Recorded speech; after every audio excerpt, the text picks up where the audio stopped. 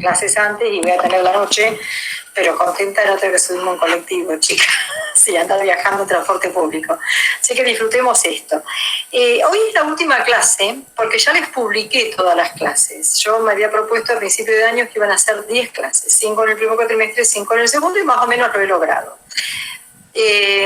Hay un recorte por la pandemia, evidentemente hay una serie de contenidos prioritarios, sobre todo se ha recortado la bibliografía, pero yo quería que todas las unidades que según el diseño curricular corresponden a esta materia didáctica de las prácticas del lenguaje, algo tuvieran. Igual ustedes con la profesora Donati el año que viene van a profundizar en todo.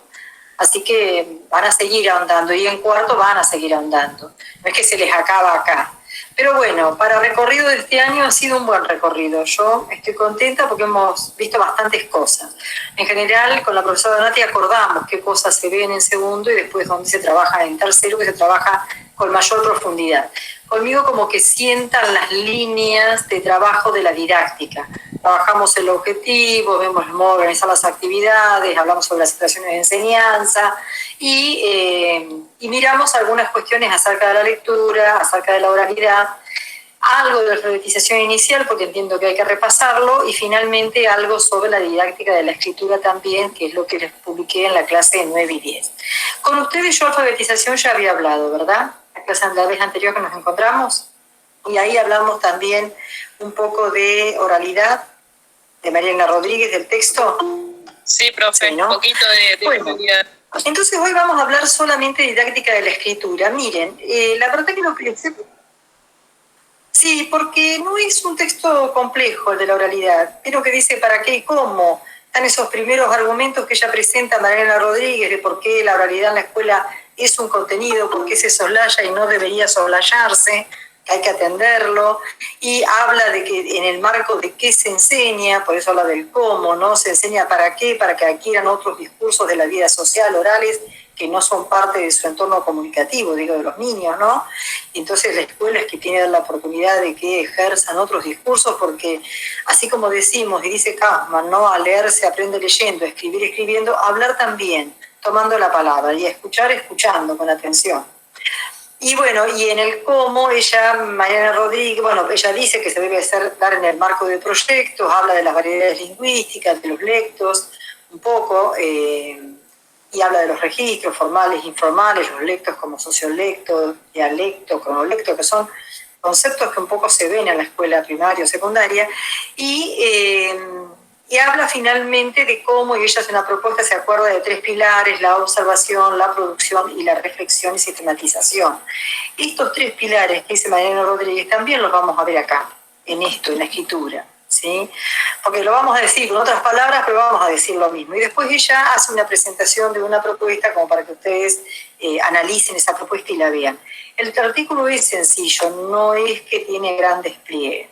Después, los contenidos de la oralidad hay que trabajarlos en relación con los géneros de la oralidad y con los contenidos del diseño curricular. Bueno, vamos a hablar un poquito de la didáctica de la escritura, que en realidad la escritura es el componente fuerte de la escuela, porque nosotros los chicos aprender a leer y escribir. Son 2 procesos distintos, vamos a aclararlo, ¿no?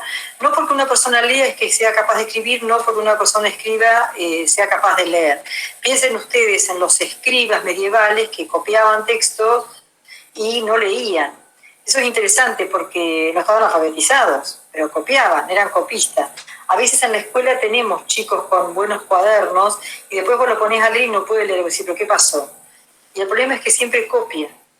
Y que la mamá por ahí le prepara los cuadernos para que copie, con su letra y todo, pero no puede producir. Por eso es importante trabajar con la producción, donde el niño tenga que tomar la palabra por escrito, que no tenga la situación siempre de copia. A veces las docentes, como un modo de control del aula, de la conducta del aula, de las acciones de los niños, se les da bastante para copiar, pero la copia, que algún beneficio tiene, no es que es inútil, por lo menos aprenden a dibujar bien las letras y se permite, si se conversa y se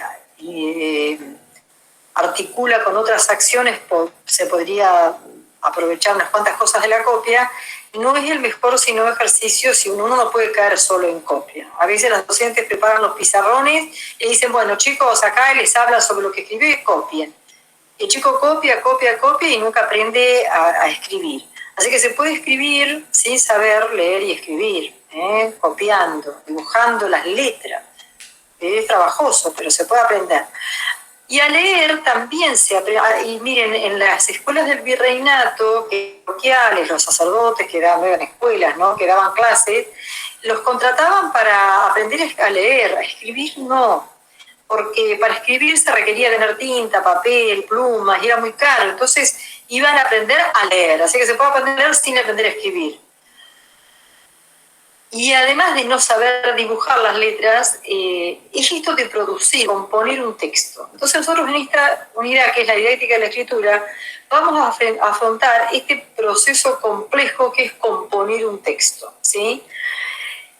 La propuesta de Kaufman y del diseño curricular, por supuesto, que debe darse en el marco de las formas de organizar las actividades que son las de práctica del lenguaje. Uno podría tener un proyecto de producción de textos, ¿sí? O podría hacer una secuencia para producir un texto, porque uno quiere enfatizar algunos aspectos de la escritura.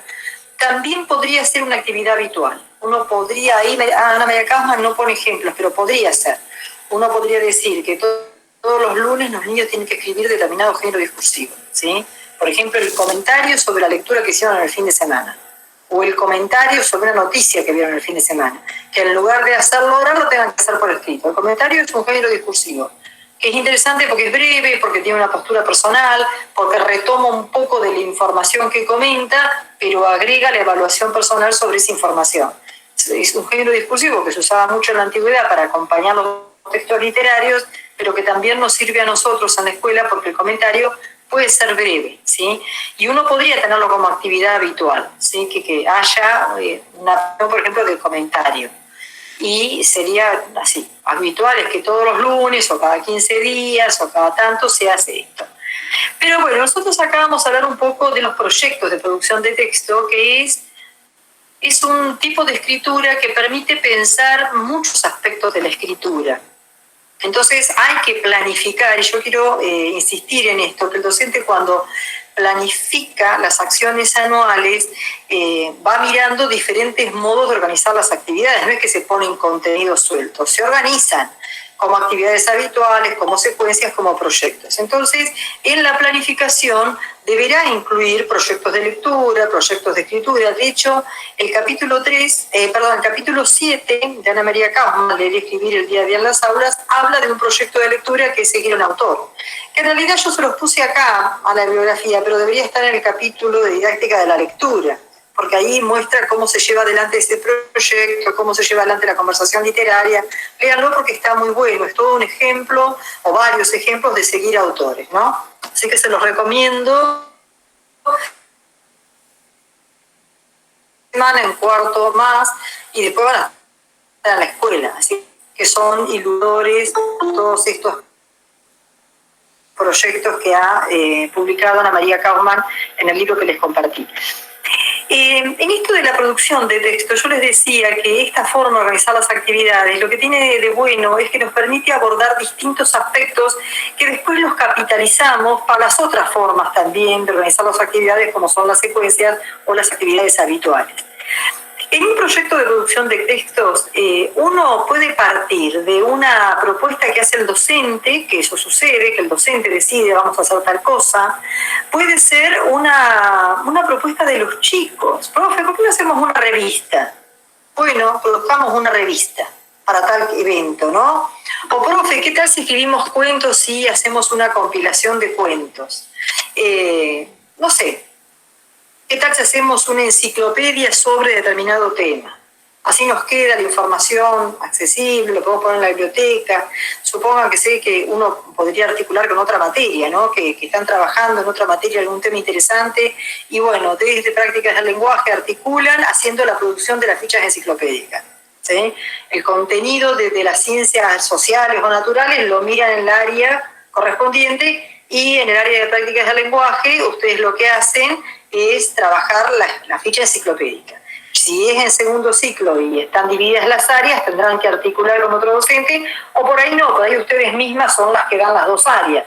Y uno dice, voy a trabajar con las dos áreas, ¿sí? Por ejemplo, no sé, capaz primer ciclo estamos estudiando todo el tema de la efeméride de la fiesta del 25 de mayo y queremos hacer fichas enciclopédicas, una enciclopedia acerca de los personajes típicos de la época colonial, ¿sí? Las clases sociales o lo que fuera. Bueno, uno podría, o poder trabajar con ciencias naturales y hacer, supóngase, unas fichas enciclopédicas sobre animales, y son con los chicos más chicos y están haciendo escrituras de fichas que son escrituras un poco más despejadas. Bueno, ahí Kaufman les da algunos ejemplos. ¿Qué aspectos son esos que son importantes capitalizar y que en el proyecto se analizan? ¿Sí? Primero, que el interés puede partir de los niños, puede partir del docente o puede partir de la institución. Puede la institución tener un proyecto. La institución puede decir, vamos a producir una revista para la fiesta de fin de año y a pedirle a cada curso que se encargue de un sector de la revista, ¿sí? O para el 25 de mayo, para lo que fuera. Pero puede salir el interés, la propuesta de diferentes actores de la institución, pero el docente mayormente es quien planifica. A veces cuando son institucionales se planifican institucionalmente antes de empezar las clases. Y el docente tiene que incorporar ese proyecto institucional a su planificación anual.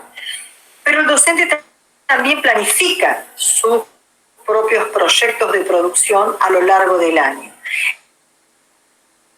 Que los proyectos de producción durarán depende del proyecto, chicas, porque por ahí nosotros estamos haciendo un libro de adivinanzas y capaz que nos lleva con los chiquitos de primer grado 2 o 3 semanas. Pero por ahí estamos produciendo una revista con los chicos de sexto y la revista tiene varias partes y decimos, no, me va a llevar todo el primer trimestre. Y una de las características que tienen estas formas de organizar las actividades de prácticas del lenguaje es que se pueden articular en un mismo organizar las actividades. Yo puedo trabajar los martes el proyecto de producción de la revista y los jueves estar trabajando con secuencias de otro tipo en prácticas del lenguaje y los lunes tener una actividad habitual y los viernes también. Yo puedo usar las horas llevando a la par diferentes formas de organizar las actividades. Esto se llama simultaneidad, es un criterio didáctico que tiene de prácticas del lenguaje. Tiene varios criterios que lo articulan. Pero la posibilidad es posible. ¿Sí? Es posible en prácticas del lenguaje. No es que hay que terminar uno para empezar otro. Porque uno dice, todas las clases dedicadas al proyecto de un trimestre, no, capaz es mucho. Una vez a la semana el proyecto de la revista y las otras clases hacer otras cosas. ¿Qué otro elemento importante que tiene el proyecto que nos permite pensar? El proyecto, justamente como tiene una temporalidad que puede ser de 2 semanas, 3 semanas, un trimestre, perdón, requiere a veces una agenda que está bueno articular con los chicos, ¿no? Armarse un calendario y decir, bueno, ¿qué vamos a hacer esta semana? ¿Qué vamos a hacer? Supóngase que es la revista. La revista es un proyecto complejo, que si uno quiere llegar para el 25 de mayo con una revista, yo llevé adelante una vez un proyecto de producción de una revista para el 25 de mayo con los chicos de segundo año de la secundaria básica y la vendían los chicos, ¿no? Entonces tenía que estar sí o sí. ¿Por qué? Muy interesante, porque se vendió bien, editamos, lo imprimimos, todo, y con eso nos fuimos a un paseo, nos hicimos un paseo a la capital, no era gran cosa, pero bueno, nos pagamos el colectivo y nos pagamos el paseo, chicas, y hasta nos sobró para un día un desayuno comprar media luna.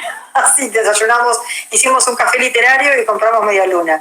Muy bien, pero yo tuve que empezar ahí la primera semana de marzo. Yo lo venía pensando y había articulado con otro profesor de arte que también trabajaba con el proyecto en otros aspectos y empezamos ahí a principios de mayo. ¿Fue lo único que hice? No, yo fui haciendo otras cosas. Yo tenía bastantes secuencias con otros contenidos que yo quería a lo largo del año que los chicos recorrieran y correspondía por diseño y estaba en mi planificación. Pero nos tuvimos que hacer una agenda porque si no nos llegábamos al 25 de mayo se nos venía volando encima. Entonces, ¿qué hacíamos al principio? ¿Qué hacíamos en las primeras semanas de marzo? ¿Qué hacíamos en abril? Y ya en mayo ya estábamos prácticamente con la edición.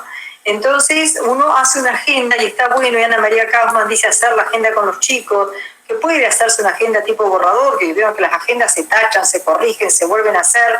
Yo que me estoy haciendo la agenda, por ejemplo, con todas las mesas de examen, me buscaba un lápiz y no me encontraba en esta casa que estoy un lápiz, así que lo hice con tinta porque pensé, voy a corregir seguro, porque ahora yo mando la que hay para corregir y me vuelven a mandar del instituto, pero bueno, uno se hace agenda para muchas cosas y las agendas suelen tener tachado, ¿no? De las cosas que cumplí y de las cosas que cambio. No es que la agenda es una estructura fija, que yo tengo que cumplir eso sí o sí, no. Es un diagrama que a mí me tiene que servir para organizar las actividades, para no perder de vista las fechas, el tiempo que se me corre y no perder de vista el objetivo que tengo. Bueno, compartir con los chicos, por supuesto, el objetivo que tenemos. ¿Qué es lo que estamos haciendo? ¿Por qué lo estamos haciendo? ¿Para qué lo estamos haciendo? Que comprendan que esto no es jugar a ser, por ejemplo, con la revista editores de texto, sino que realmente el objetivo es, primero, comunicativo, porque queremos ofrecerle a un determinado destinatario que decidimos en el grupo para quién es nuestro proyecto, este producto y además tenemos que aprender cosas, ¿sí? Porque nosotros como docentes tenemos objetivos pedagógicos que se articulan con los objetivos comunicativos, digamos, ¿no? Eso lo dice Lerner en Leer y Escribir, lograr lo posible necesario, ya dice que una de las características de práctica del lenguaje es que articula estos dos propósitos. El comunicativo, siempre yo escribo un texto para alguien o leo un texto de alguien, y el objetivo pedagógico que tiene la escuela, que es que quiero que aprendan determinadas cosas, ¿sí? Así que hay que articular estos dos propósitos, comunicativos y pedagógicos, y didácticos también, ¿no? Entonces, compartir con los chicos, que entiendan que no es solamente producir, sino es aprender, que ahí hay cosas que se están aprendiendo. No es solamente hacemos para hacer, hacemos para aprender también. Y, por supuesto, tenemos que determinar el destinatario de ese texto que vamos a producir y el género discursivo. ¿Qué vamos a producir? Porque un texto es una palabra, la verdad que es propia de la teoría, del campo de la teoría. No es una palabra, texto, que nos da ningún indicio ni de la extensión, ni de la forma, ni de la estructura que tiene, ni dónde, en el ámbito en que circula. Nosotros tenemos que pensar siempre cuando planificamos en términos de géneros discursivos. No sé si ustedes tienen el concepto de géneros discursivos, si lo han visto en el taller de lectura, escritura y oralidad, no lo sé. Me imagino que sí, porque lo tuvieron a Poli el año pasado, ¿verdad? Sí. La profesora Poli, ¿no? Que era muy trabajadora. La tuvieron, ella debe haber visto ese concepto. Claro, sí, porque yo trabajé un poco articulada, después nos separamos un poco porque era imposible, ¿no? Como ella era más nueva en la tecnología, no en experiencia, hasta con ella fuimos compañeras en la universidad, en una materia, miren ustedes, los cruces de la vida. Pero después nos separamos un poco. Pero género discursivo es un concepto necesario y ustedes en la escuela cuando piensen como docentes siempre van a partir de qué género discursivo quieren leer y qué género discursivo quieren producir. Repaso un poquito algo del género discursivo para la que no se acuerda. Es un concepto teórico diseñado por Bakhtin.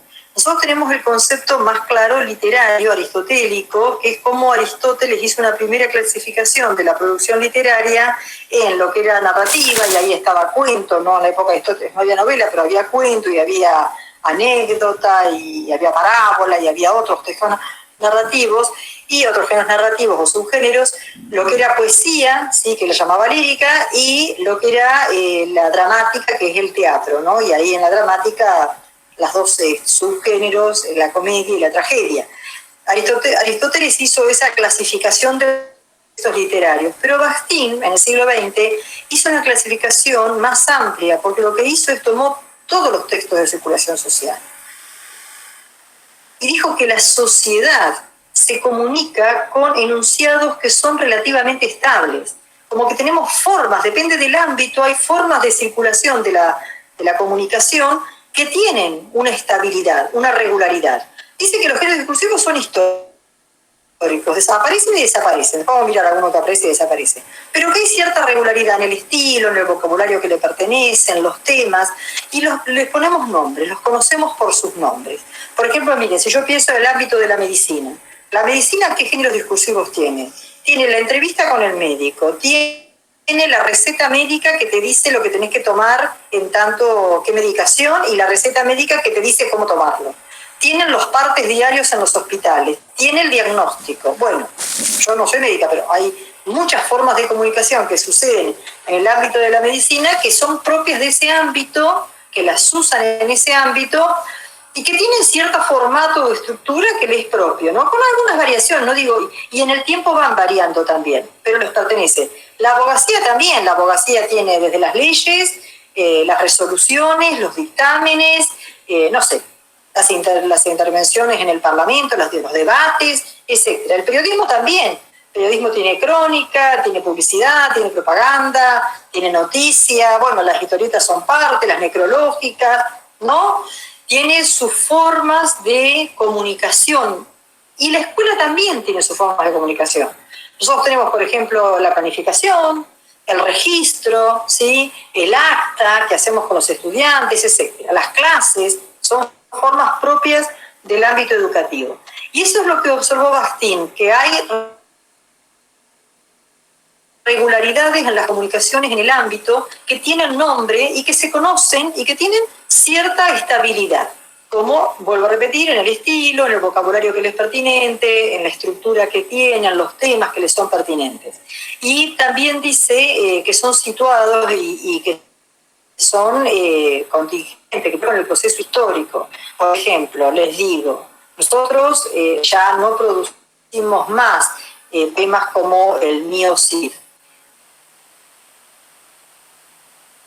Porque esa civilización ya no están porque no hay más civilizaciones nuevas. Entonces ese tipo de poemas no se producen. Y piensen ustedes, algunos como el correo electrónico o como los textos de WhatsApp, que son muy nuevos. De hecho, ni siquiera podemos hablar de WhatsApp en el 2000. Entonces, que emergen nuevos géneros discursivos y otros desaparecen, ¿sí? O sea que tiene una historicidad también, una contingencia, el género discursivo. Entonces, cuando ustedes van a pensar que va a ser una propuesta, una planificación, siempre van a pensar en términos de género discursivo. Ustedes van a ir a la escuela, por ejemplo, mientras están con las prácticas, la docente les va a dar contenido, ¿no? Y a veces no les va a dar el género discursivo. Y ustedes verán qué género discursivo es el mejor para ese contenido. Si va a ser dentro de la literatura, un cuento, una poesía, una obra de teatro, una comedia, si va a ser dentro del ámbito de la vida social, de la vida ciudadana. Vieron que tenemos 3 ámbitos, el de la vida ciudadana, el del ámbito de los estudios y el del ámbito de la literatura. Si es el ámbito de la vida ciudadana, ustedes verán si lo que van a hacer es una receta de cocina, si son más chicos, una lista de algo, si van a trabajar con el periódico, con las noticias. Si es el ámbito de los estudios, van a pensar si es una exposición de un tema, si van a hacer una ficha enciclopédica, por ejemplo, propio del ámbito de los... Vean ustedes qué género discursivo, pero van a tener que decidir el género discursivo porque ahí ustedes van a ver qué características tiene ese texto que quieren producir. Entonces tendrán que decidir qué género discursivo, en qué ámbito van a hacer ese proyecto de circulación, está ese género discursivo. A mí me acuerdo siempre de una casa de una artista plástica que yo fui a ver una exposición que había hecho de su casa, el museo, ¿no? La muestra, no el museo, la muestra de arte, y había escrito en la entrada, la tranquerita y tenía con piedritas y decía, al arte hay que transitarlo. A mí me encantó la expresión y yo pensé, el género discursivo hay que transitarlo. Cuando decimos a los chicos, bueno chicos, miren, vamos a producir una ficha enciclopedia, vamos a hacer una enciclopedia de animales. Lo primero que tenemos que hacer es buscar una bibliografía, primero, que nos ayuda a nosotros como docentes, pero también a los chicos, buscarles modelos de enciclopedias de animales. De enciclopedias en general, y también de animales en particular. Supóngase que es primer ciclo, tercer grado y van a hacer eso. Enciclopedia de animales de la granja, ¿sí? Y hay que mirar modelos de enciclopedias, hay que transitar el género, buscar en las casas, en las bibliotecas, buscar en internet. ¿Cómo se organizan las enciclopedias? ¿Qué es una ficha enciclopédica? ¿Qué partes tiene? ¿Y todas las fichas enciclopédicas son iguales? No, pero tienen ciertas cosas parecidas. Por ejemplo, seguro que tienen definiciones, seguro que tienen imagen, Seguro que tiene diagramas con algunas partes que se vieron con palabras más sueltas. Por eso es un lindo texto para trabajar en primer ciclo. Seguro que tiene alguna explicación, más extensa o menos extensa, ¿sí? Entonces uno tiene que con los chicos transitar el género desde la lectura, por eso articula todas las prácticas comunicativas, porque se va a hablar, se va a escuchar, se va a leer y se va a escribir. Aunque sea de producción, el texto implica todas las formas que tenemos de usar el lenguaje, ¿no? El lenguaje escrito y el oral. Lean entonces ejemplos, modelos, buenos modelos, buscarán ellos, porque también es interesante que ellos digan, yo en mi casa tengo una enciclopedia, la puedo traer. A veces las revistas ahora no sé, pero antes traían revistas. Yo suelo trabajar con una que era de la revista Genios, ¿sí? Con las chicas de inicial trabajamos bastante el tema de la producción de fichas enciclopédicas para la sala de 3, por ejemplo. Perdón, la de 5, la sala tercera, sección tercera. Y entonces yo suelo usar, entre algunos modelos, uno de la revista Genio, que a mí me gusta. Bueno, con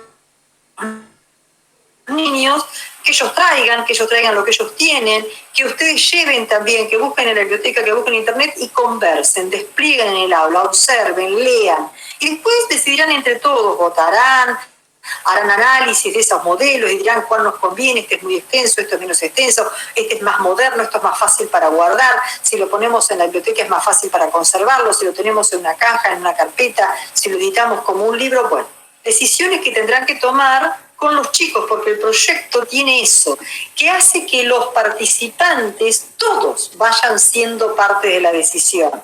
Yo no les voy a decir que no van a ser ustedes las docentes las que lleven la batuta, no es cierto, ustedes están obligadas a ser las directoras del proyecto, sin duda.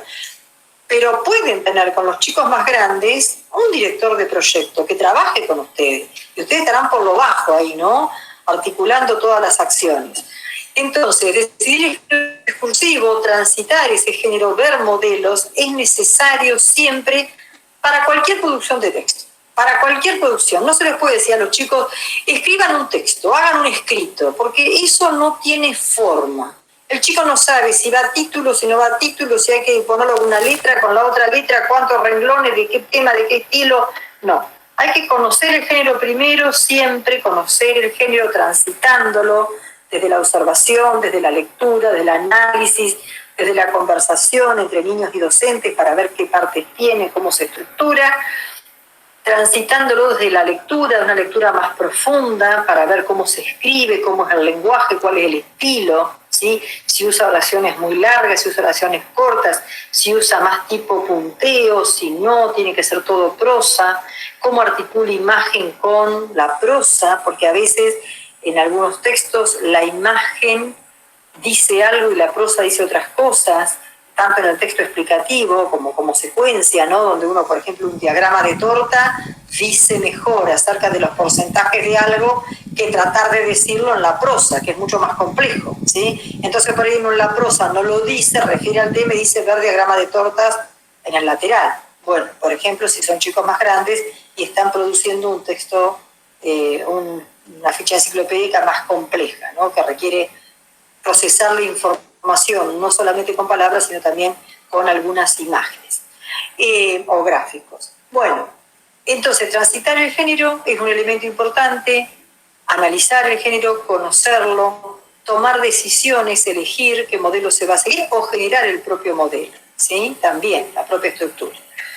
Esa es otra parte importante. Y la otra que tiene que estar a la par ahí, además del género, es pensar en el destinatario, porque yo no es lo mismo que voy a preparar una ficha enciclopédica que los voy a llevar al jardín de infantes que una ficha enciclopédica que va a quedar para el primer ciclo. Porque si yo estoy haciendo con los chicos una enciclopedia de animales de la granja para llevar al jardín de infantes, a la sala de 3 o a la sala de 4, lo que va a predominar es la imagen y el color, y va a haber muy poca palabra, y los títulos tienen que ser grandes, y tiene que estar todo escrito con mayúscula, por ejemplo, porque los chicos en ese nivel no conocen otra letra. Ahora, si es para que quede en la biblioteca de la escuela, para primer ciclo, y no, vamos, tercer grado, vamos a usar las dos letras, mayúscula y minúscula donde corresponde. Y va a haber imágenes, pero tiene que haber texto también, ¿sí? Tiene que haber un buen texto porque estos chicos ya leen.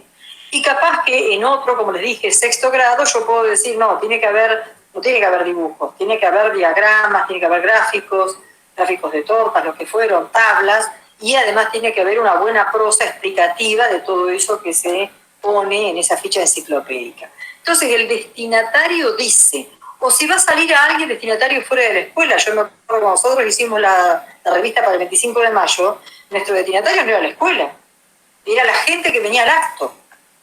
Entonces teníamos que hacerlo más atractivo, con una información no tan escolar, con una información que fuera, qué sé yo, teníamos la página de moda, la página de los chismes, no contamos la historia del 25 de mayo, porque esa la sabían.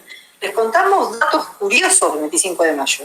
Y eso hizo la revista atractiva. Decidimos que como era para vender a la gente que venía al acto, teníamos que ofrecerles por lo menos una información que no fuera tan común, ¿sí? Así que miren cómo determina el destinatario cómo va a ser ese género discursivo. Hay que conversar con los chicos y determinar qué destinatario. También con chicos de segundo hicimos un año un ciclo de narración oral y los chicos iban o a la primaria o a inicial a hacer relatos orales de cuentos y preparaban objetos porque se sentaban en una fiselina como una manta en el medio y preparaban objetos que acompañaban, objetos que lo hacían con el profesor de plástica, objetos concretos que acompañaban su oralización del cuento, ¿no? Su narración oral del cuento. Y era interesante porque los que prepararon cuentos para contar en el jardín trabajaron cuentos más tradicionales, más conocidos y con objetos más grandes. En cambio, los que trabajaron para la escuela primaria, los chicos de secundaria, trabajaron más con la ambientación y con objetos por ahí que se colgaban en las paredes y demás. Y trabajaban con las luces y eran cuentos de terror, que les encantó, por supuesto, contar cuentos de terror a los chicos de segundo ciclo. Bueno, como el destinatario determinaba, por ejemplo, de qué manera se iba a llevar adelante el proyecto. Entonces venimos, que hay que planificar. Que las formas de organizar las actividades pueden ser de producción de textos, pueden ser proyectos de producción de textos, pero también se pueden articular con otras formas. Que hay que pensar en el género discursivo fundamental que se va a producir, que hay que pensar en el destinatario y en el ámbito, ¿no? ¿Dónde va a ir a parar? Habíamos hablado también de la agenda, y a ver, yo me escribí para no olvidarme, hablamos un poquito de la biografía, y ahora yo quiero hablar de la producción del texto.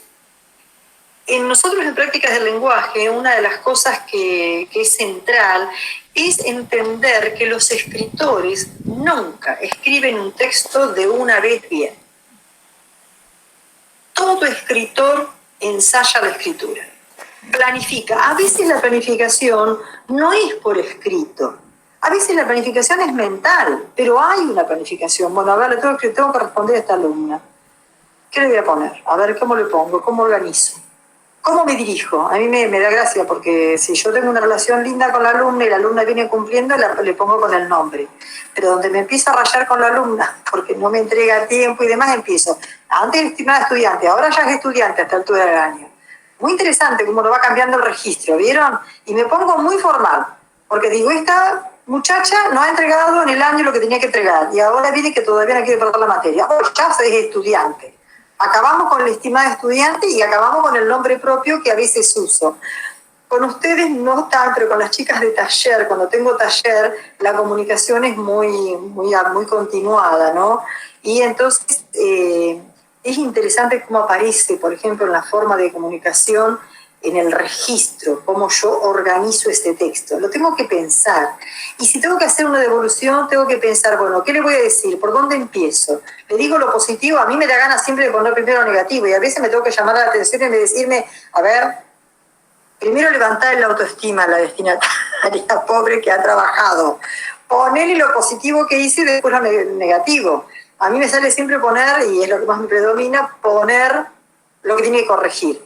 Pero aún eso lo tengo que pensar y lo tengo que diagramar. Como yo estoy habituada a este tipo de escritos, que son las devoluciones a los estudiantes a través de cartas, sobre todo estos últimos 2 años, entonces yo no hago una planificación del texto que quiero hacer por escrito, porque es un texto breve. Yo lo organizo en mi mente, pero hay una planificación mental.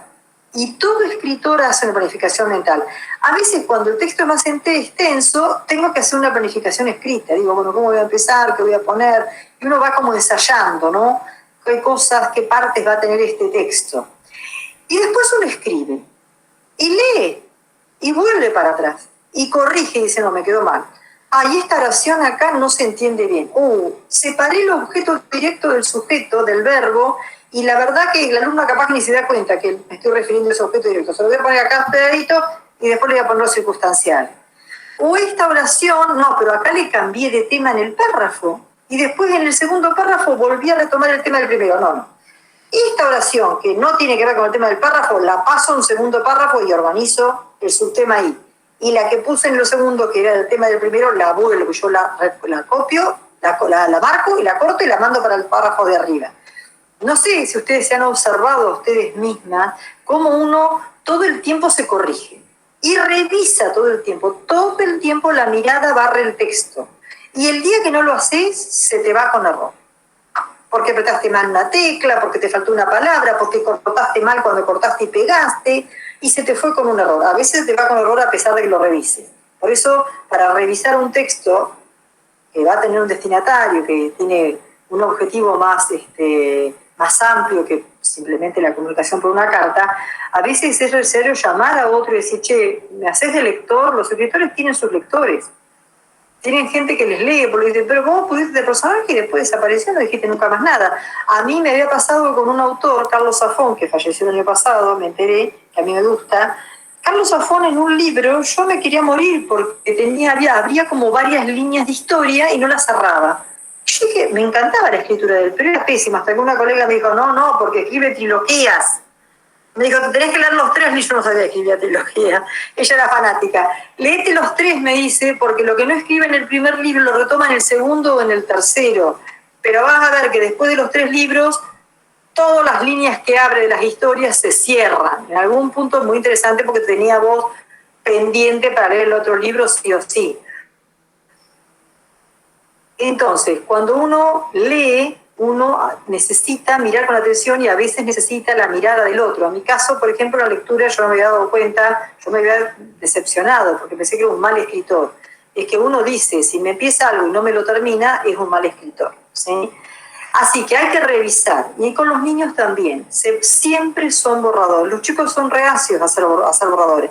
Los chicos y los grandes quieren que de una les salga bien. Hoy les dije a las de primero, ¿no? De inicial. ¿Ustedes se creen que yo soy un sujeto distinto cuando leo una carta y cuando evalúo una escritura de ustedes en el taller? Soy la misma profesora en letras. Entonces, si ustedes me entregan un trabajo muy bien presentado, pero me escriben una carta, como la vez pasada que me escribió una de tercero, preocupada porque no le había corregido una evaluación, y le dije, despreocupate, ni te voy a mirar la evaluación, si la carta me dice lo que sos. Si vos escribís así, tercero está aprobado, porque el año que viene vas a ir a escribir al pizarrón de esta manera. Porque era un horror de falta de normativa, un horror, era un chorizo sin signos de puntuación, de 7, 8 renglones, sin mayúsculas, ni siquiera los nombres propios, y además con falta de tilde y alguna ortografía también. La verdad es que uno evalúa, uno es un lector que lee en todos los niveles. Entonces hay que siempre revisar y corregir. El mejor escritor sabe que tiene que revisar y corregir. Sabe que puede cometer un error todo el tiempo. Y a veces hay que dar a leer a otros, por eso los proyectos a veces trabajados juntos está bueno porque el texto circula y otro ve lo que vos que estás pensando todo el tiempo no ves que no te salió en el escrito. Y hay que instalar esta idea, la idea de la escritura como proceso. Esa es la teoría que propone escritura como proceso. Sí se debe instalar la escritura de borradores, la revisión, la corrección, la nueva escritura. Ir buscando siempre la mejor forma. Alguien dijo que un texto siempre es perfectible, y es cierto. En algún momento uno dice, bueno, está acá. Por lo menos en lo normativo está bien, en lo comunicativo me parece que es claro, ¿sí? Así que hay que entregar, ya se puede llevar este texto a editar. Que la edición también es parte de prácticas del lenguaje, porque ahí decimos en qué formato lo vamos a presentar, en qué soporte, más que formato, soporte, apelado Va a ser de qué, hasta a veces una página, ¿no? Que tiene imagen y tiene sonido, pero también tiene palabras, tiene escritura. ¿Cómo va a ser la edición de eso? ¿En qué soporte va a ir y cómo se va a articular? Y si va a ir en gráfico, ¿va a tener una tapa? ¿No va a tener una tapa? ¿Cómo va a ser eso? ¿Cómo se va a presentar? Todo eso es parte de la edición y es parte del proceso de la escritura. Y el proyecto permite todo eso, ¿sí? Permite mirar todo ese proceso. Bueno, entonces vimos la necesidad de pensar los objetivos con los chicos, de llevar adelante los proyectos que pueden ser institucionales, que pueden ser del profesor, que puede surgir el interés de los alumnos, pensar en la comunicación, en a quién va dirigido, qué propósito cumple ese texto, pensar en el género discursivo, que a veces hay más de un género discursivo implicado, pero seguro hay uno central, pensar en la escritura como hacer una agenda para no perderse y no te pase el tiempo y no llegaste a donde tenías que llegar, trabajarla con los chicos a la agenda, la necesidad de que el docente planifique. Hablamos también de la bibliografía que tiene que tener el docente para saber sobre lo que se va a escribir, de la búsqueda de modelos que tienen que hacer los niños y también el docente. Hablamos de la escritura en proceso y de la edición. Y me quedó una cosa por hablar que no la escribí y recién me la acordé y ahora me la acabo de perder de la mente. Ah, sí, ya sé cuál es.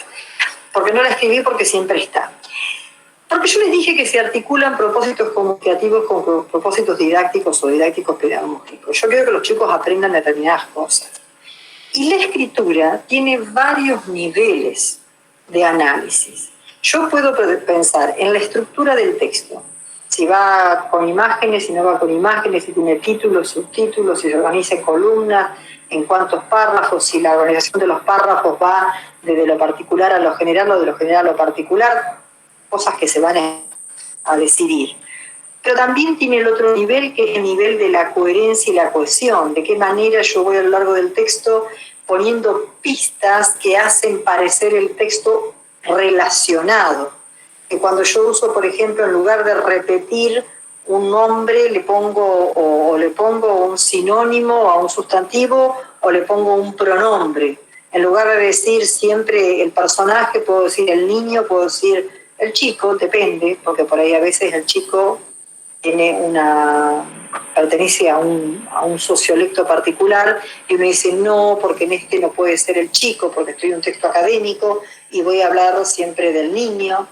O puedo decir él, ¿no? Y usar un pronombre. Entonces, en los procedimientos de cohesión que aparecen en los textos, hablamos también del nivel de la puntuación, porque los signos de puntuación son un sistema de signos que hacen que cobre sentido el texto, ¿sí? Si hay buenos signos de puntuación, está bien puntuado el texto es más fácil de leer, no genera ambigüedad. Por eso a veces es interesante dárselo a leer al otro. Yo recibí una carta el otro día que decía que se me convocaba una reunión para el 11 del 10 y la recibí antes de ayer. No puede ser, pues ya pasó. Primer error de la coordinadora que manda la carta. Y después dice, a los profesores de las didácticas y de la práctica de tercero. Yo soy de la didáctica de segundo. Entonces le escribo, le digo primero, 11 del 10 ya pasó. Yo le había recibido hace 4 horas al mail. ¿Será 10 del 11? Confirmalo, porque está mal el número. Eso es bueno revisar. Y cuando decís las didácticas y la práctica de tercero, ese didáctica y prácticas, ¿el tercero es de todas, de las didácticas y la práctica? ¿O son todas las didácticas del profesorado de primaria más la práctica de tercero? Pues no me contestó. Pero había generado mucha ambigüedad. Yo quería saber si yo el 10 del 11 me clavo en una reunión o no me clavo en una reunión. Esa era mi preocupación. La verdad es que el resto no me importa, pero no me diga que tengo que estar en una reunión de 3 horas comunicada, pues ya estoy agotada con las reuniones. Pero bueno, no me ha contestado. Pero no sabía si era destinataria, porque por ahí ya lo mandó y me puso como destinataria. Que a veces esas cosas pasan, ¿no? Entonces, no porque me haya puesto como destinataria quiere decir que necesariamente sea destinataria. Por ahí puede haber un error, ¿sí?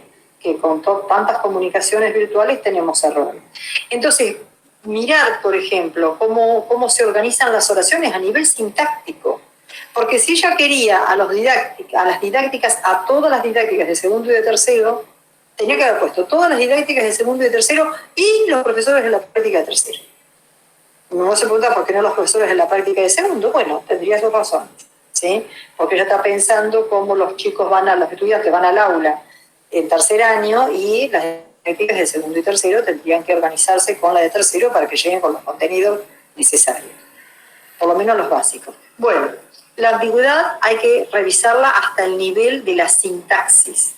¿Qué quiere decir? Que yo voy a enseñar análisis sintáctico, ahora vamos a hablar entonces de estos objetos de la lengua que son objetos de reflexión. Entonces, hay que mirar el lenguaje escrito, en el oral pasa lo mismo, a diferentes niveles. Y también a nivel de la normativa y de la ortografía. Por eso les publiqué el artículo de Mirta Torres, ¿sí? Que les voy a hablar un poquito de ese artículo, brevemente. Pero también a nivel de la ortografía, si está bien escrito o no está bien escrito. Porque también es confuso y además que representa a los sujetos que comunican. Entonces, si está mal escrito a nivel de la ortografía, la verdad que genera una imagen del escritor muy negativa, ¿sí? Entonces hay que revisar también esos aspectos. Varios niveles de la lengua escrita, en los proyectos de producción oral también hay varios niveles que se puedan revisar, ¿sí? Por ejemplo, como yo decía recién esto, el registro, el lecto que se usa, si es pertinente para ese grupo social o no, si yo puedo usar esto o no lo puedo usar, o mejor no esta palabra porque puede ser tomada como mal, como insultante.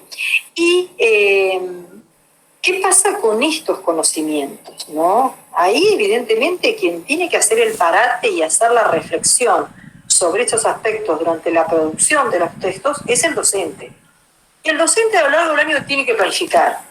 No para que una vez el año vea, sino que muchas veces se vea. Cada vez. ¿Y por qué sistematizar? Y porque después que vos vas a hacer la reflexión, más vale escribir cómo van los signos de puntuación. ¿Por qué después del vocativo va coma? Escribir en un cartel para que los chicos sepan. Por ejemplo, yo les pondría un cartel en el aula que diga: todos los títulos de libros se destacan siempre con cursiva. Y si es un capítulo o un cuento dentro de un libro, se pone entre comillas sin cursiva. Y se dice en y el título del libro con cursiva. Son normas de la escritura. O, por ejemplo, después del vocativo, si yo digo María, coma, ¿podés traerme?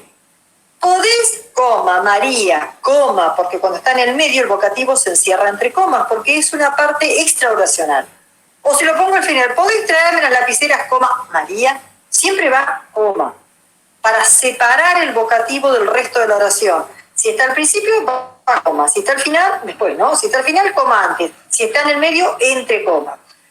Y yo no lo quiero repetir todo el año, porque estoy con los chicos de sexto, de quinto, de cuarto con eso, y ya estoy cansada. Entonces digo, chicos, a ver, cada vez que ponen caperucita, ¿podés?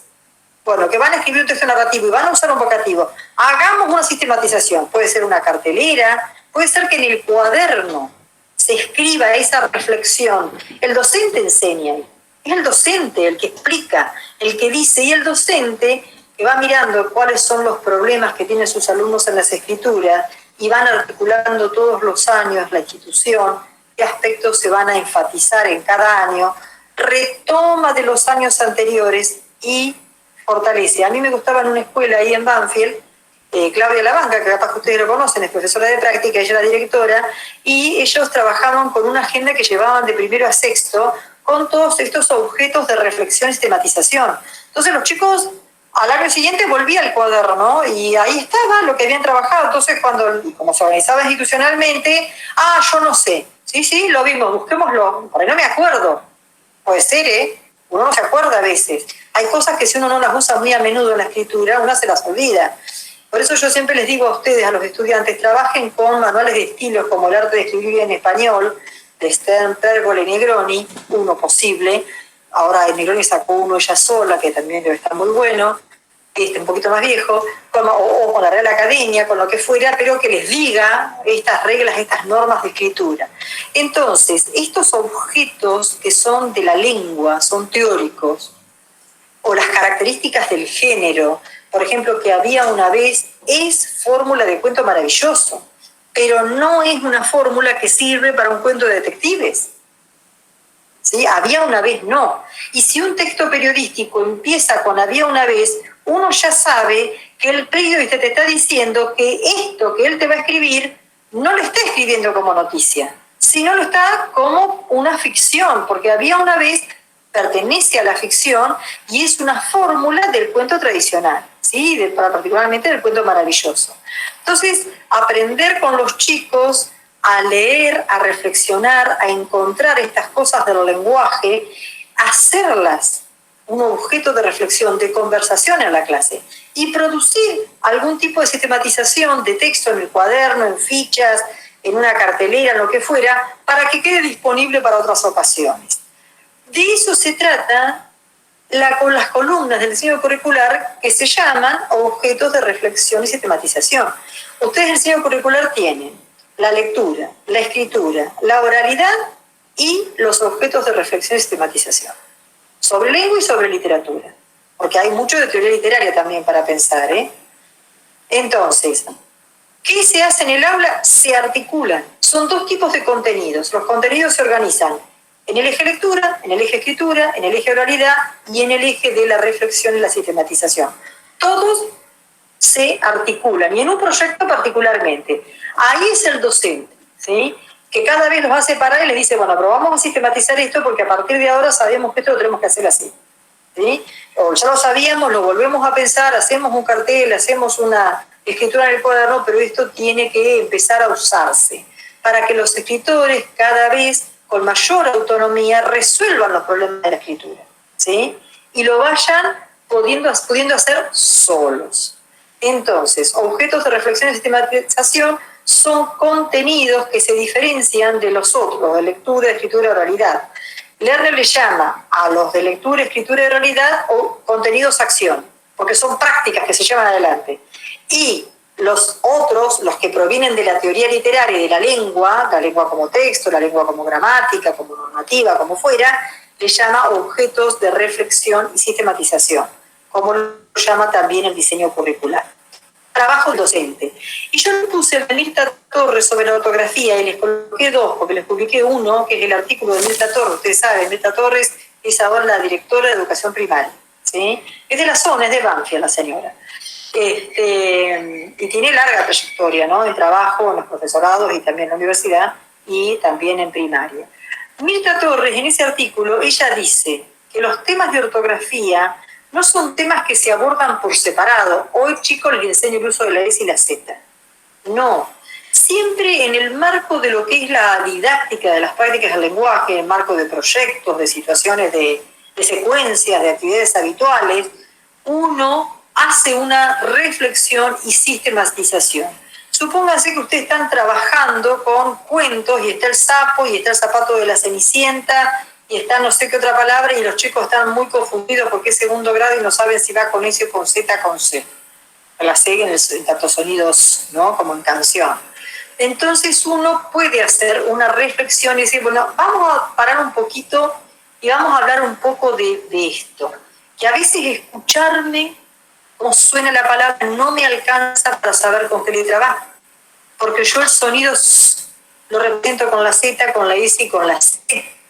Entonces vamos a mirar cómo se escribe y cómo puedo hacer yo para saber con cuál va. Bueno, ahí es el conocimiento del docente sobre normativa. Ella pone un ejemplo, explicación. La explicación tiene una norma. Uno puede ir a la palabra original y ver la raíz. Y vos decís, si en la raíz tiene la S, tiene que ir con S la terminación 100. Si en la raíz no tiene la S, la terminación C va siempre con C. Por ejemplo, piensen en las palabras como los diminutivos, como pisito, casita, osito. Osito, pisito, casita, masita, todas con S. ¿Por qué? Porque provienen de palabras como oso, piso, casa y masa. Pero en otras palabras, no se me ocurre ninguna, cancioncita, televisorcito. ¿Con qué lo escribo? Con C, porque ese cito final, porque televisor tiene una S, televisorcito, pero ya la estás poniendo en televisor. Y el cito, no, ahí va con C. Y que dije la otra, cancioncita. Canción está, pero la cita, no, va con C. Entonces, por ejemplo, ver esas reglas de escritura. Entonces, ¿Qué dice Rita Torres? Trabajarlo en el marco de proyectos de situaciones de escrituras que sean auténticas, ¿no? Verdaderas, que tengan contexto comunicativo, que tengan destinatarios, objetivos y demás, no por separado. Pero ella dice, mejor tomar lo que los chicos dicen, vieron que te preguntan, ¿con qué va? ¿Con S o con C? ¿Va con B larga o con B corta? ¿Lleva H? Y uno le sale, ¿no? Contestar si lo sabe. A mí en mi casa yo me enojo porque le digo que me tienen como el diccionario parlante. ¿Ma con qué va? No, fíjate, porque cuántas veces te expliqué que lleva ese signo o no lleva ese signo, con mi hija menor, ¿no? Que por ahí, que tiene 29, ya escribe bien, pero a veces le agarra la duda. Y yo digo, a ver, Jennifer, si me escuchás un poquito, que ya me canso de recitarte la regla, escribítela en el celular, le digo, y así la miré la próxima vez. ¿Cómo va? Si va con S o con C, o cómo va, o si lleva el signo o no lleva el signo. Entonces, mejor que actuar como diccionarios parlantes, que a uno le sale para resolver rápido la situación, y que no sirve para nada, chicas, porque la vez siguiente te van a preguntar de vuelta. Lo mejor es decir, ¿no sabés cómo es? Vamos a pensar cómo podemos saber. Por ejemplo, mirar las familias de palabras, dice ella. En la familia de palabras, ¿está en la raíz o no está en la raíz? Pero que las palabras tienen raíz y tienen desinencia. Una partecita variable al final. A veces la única variación que admite es género y número, y a veces ni género, solamente número. A veces no hay variación. Hay que no tienen variación, ¿sí? Como análisis. No tiene variación. No hay masculino o femenino, no hay una variación para los análisis. El análisis, da igual. El artículo te dice si es singular o plural. Entonces, mirar, por ejemplo, la familia de palabras, esa es una constante. Uno puede decir, si está en la raíz, tiene que estar en la palabra que es parte de la familia de palabras. Si no está, como yo decía recién, pisito, osito, casita, masita. Aunque la terminación cita, diminutivo, cita, va con C, en estas palabras va con S porque en la raíz está la S. Y la seguimos conservando, entonces se escriben con S. Son casos excepcionales. Bueno, mirar la regla y con los chicos por ahí conversarlos, reflexionar, hacerlos pensar, como las estoy haciendo yo pensar a todas ustedes ahora, hacerse un cartel y decir, vamos a ponerle el cartel porque esto siempre tenemos dudas. ¿Vieron que el Sion va o no va? O alguna palabra que va con B larga o va con B corta que siempre tienen problemas de cuál va. Entender que el oído no me alcanza para resolver la escritura, entender que tengo que tener otro conocimiento e ir adquiriendo ese conocimiento. Un conocimiento que me va a ir dando autonomía, que ya la próxima vez, cuando venga la duda, lo puedo pensar porque me acuerdo de cuál es la norma. Muy distinto a esa propuesta que dice, chicos, vamos a ver ortografía, escriban norma de escritura, ejemplo, ejercicio. Alejado del interés de escribir bien, alejado de la propuesta de una producción de un texto para un destinatario, donde uno se representa a sí mismo, con un objetivo, una imagen que uno quiere dar, donde hay realmente significatividad. ¿Qué quiere decir? ¿Que nunca podés dar nada de normativa por separado? Sí, vos podés armar una secuencia de normativas si querés. Porque ves que este problema insiste, que está en el aula, que no se soluciona, entonces uno dice, bueno, a ver, tenemos un problema con el uso de las mayúsculas. ¿Qué pasa? Que no registran que los nombres, yo tengo ese problema en superior. Primer año me escriben nombres propios, otra una chica de tercero, Chaco con minúscula. Yo me ofendo tremendamente, porque digo, no podés haber ido 12 años a la segunda, a la primaria, entre la primaria y la secundaria de la escuela, haber transitado 2 años y medio de la escolaridad superior y escribirme Chaco con minúscula. ¿Qué te pasa? Hacete un cartelón en tu casa, por favor, y ponételo en la grande en la pared de la habitación, que todas las noches cuando te vas con letras fluorescentes te diga, los nombres propios van con mayúscula. Hacé algo. A mí en quinto grado me hicieron escribir triste 500 veces, no lo recomiendo como técnica, porque lo escribía con Z y era con S. Por años, chicas, yo me salía la Z y tenía que tacharle la patita. Por años y años hasta adulta llegué. No sé por qué me parecía que triste con Z era más triste que con S. No es una buena recomendación, pero lo que digo es que hay que mirar cuando hay un problema recurrente, decir, vamos a parar y vamos a pensar en esto más detenidamente y vamos a producir una reflexión y vamos a producir una sistematización y lo vamos a hacer a esto un contenido así, que no está al pasar o anexado a otro, sino que sea central. Pero no dar normativa como un contenido separado siempre, sino que viendo que está esta dificultad, lograrlo. Lo mejor es que los chicos aprendan a escribir sin faltas de ortografía desde que se alfabetizan. Esa es la mejor manera. Que uno no tenga dudas, o tenga algunas dudas, pero no tantas, como tienen ahora que no tienen ni idea, ¿sí? Bueno, y yo les publiqué el otro texto, que es de, me parece que es de Rodríguez, no, de Grunfeld, de Diana Grunfeld, que nada les di sobre el nombre propio, espero que les haya dado Silvia.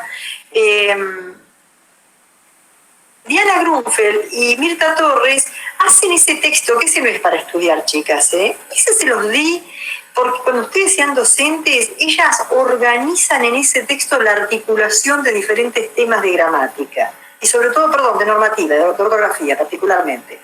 Entonces a ustedes les puede servir como docentes, porque hay un montón de reglas